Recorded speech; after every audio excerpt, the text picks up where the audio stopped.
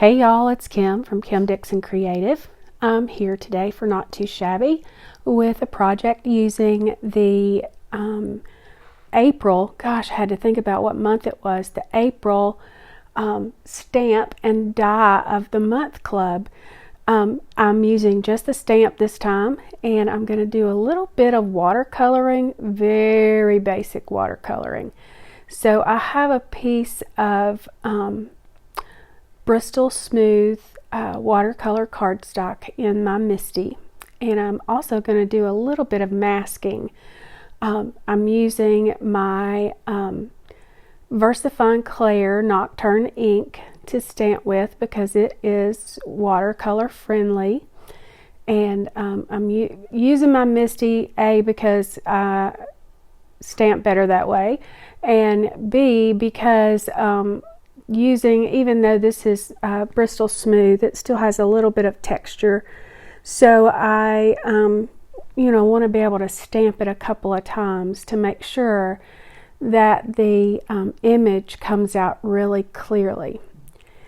So what my plan is for this, I want to stamp out this little sign here, and I want it to look like my little girl gnome is holding it.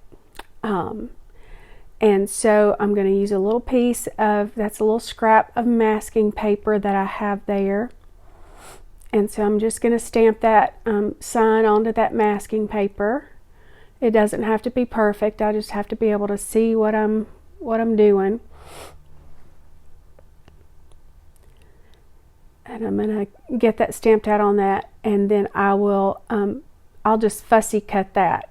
I could use the die, but if I used the die, there is that border on the die, so I'd still have to trim it out. So I just used my cutter bees and trimmed it out.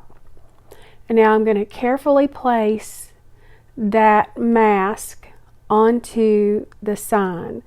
I want my sign to be in front of my little girl.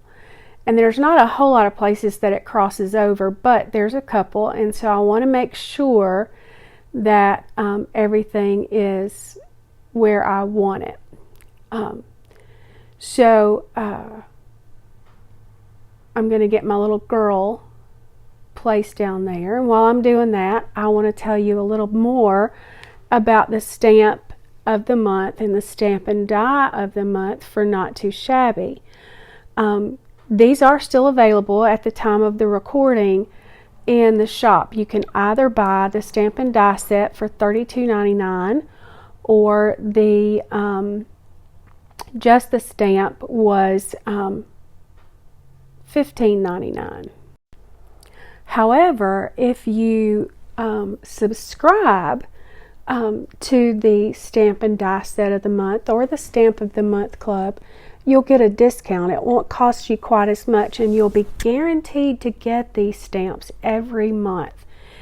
If you don't subscribe, sometimes they sell out very quickly, and so you want to make sure that you really want to do the subscription, so you make sure that you get it every month. And I promise you, every month they're great. I've yet to see anything that comes out of the Not Too Shabby shop that wasn't wonderful. The designs are always so cute and so much fun to stamp and color with. So they also have a great box of the month club. It's the same. You can buy it one off if you want to, but it's better if you purchase it through the subscription. Okay, so you see there I have my girl gnome stamped, and I removed my mask, and so it looks like that sign is in front of her. And I'm going to go ahead and stamp my sentiment in the center of the sign. My sentiment is going to be always be sweet. And I always hold my breath and say a couple of prayers when I stamp without my Misty. Got lucky that time. That one came out good.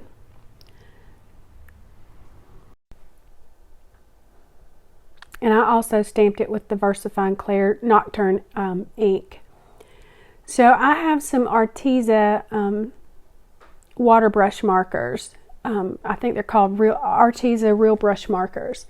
And that's what I'm going to use. I'm just going to go through very, very, very simply, add some color in on the edges and pull it to the middle with a very lightly damp paintbrush.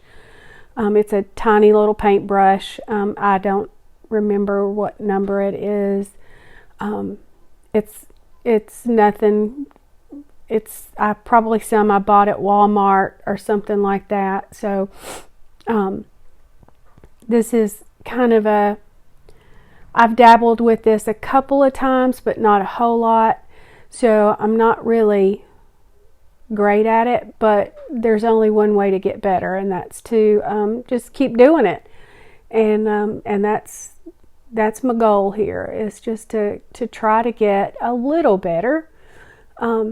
So I'm just adding a little color, like on the strawberry leaves. I added a little color right in the center with my marker, and then I go back with my paintbrush and pull that out to the edges, and it gives it a little bit of dimension. Excuse me. And I'm very slow with it as well. This is real time. I'm not going to leave all my coloring in because we would be here for hours. But I just did want to, kind of show you a little bit how I do this. Just pull that color, or put that color down with that marker on the edges. And then I'll go back in with that little paintbrush and pull it out. And I really, after I did it, I feel like I pulled a little too much to the center. I didn't leave enough of a highlight, but I still think she turned out okay. And I had to have a red-haired little gnome girl. So now that I've got her colored, and I trimmed her down, I trimmed that panel down to, let me see here. Trimmed her down to 3.5 by 4 3/4. And I've got this little green cardstock is from my stash. It's, I don't even know the brand. And I'm going to adhere that green panel down to my card base, which is an A2 top folding card base. Get that adhered down, and I'm going to pop up my panel using a piece of craft foam. Trying to find ways to save money where I can, and so that is that's a lot less expensive than using Scotch foam tape.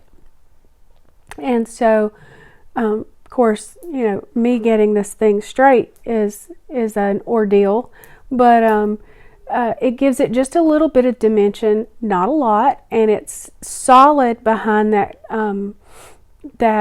panel, so that when it's going through the mail, it's going to be supported completely up under there, and you've not spent a whole lot of money on your dimension. And I think I bought 2 sheets at Hobby Lobby, and it was, I don't even remember how much it was. It was very inexpensive. And then I'm just going to adhere that to the center of my little green panel there.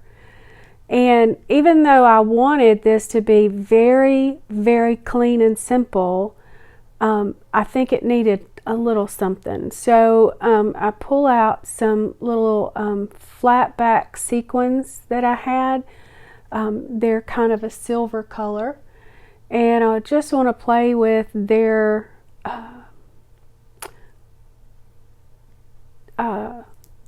position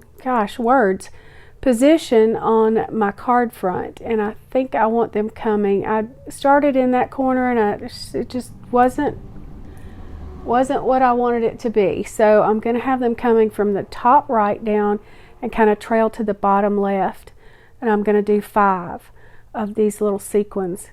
That's a little grease pencil that I have. It works very well as long as your sequins or your gems are not a dark color. It can leave sometimes a little mark if you have to press too hard. My little jewel picker, that's one thing that's on my list.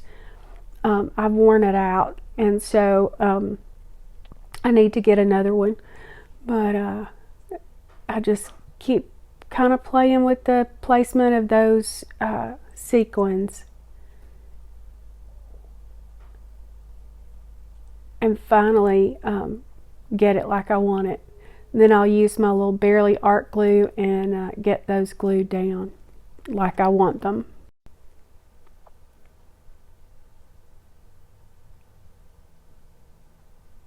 And the one thing I do like about using that little grease pencil is if you use the other side, it doesn't stick.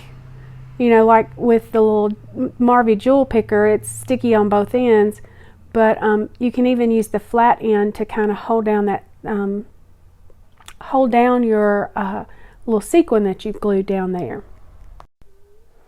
So here's the card all finished. I think it turned out really cute. It's very simple, which is very my style. I don't do a whole lot of things that are just outrageous, but I do try new things from time to time.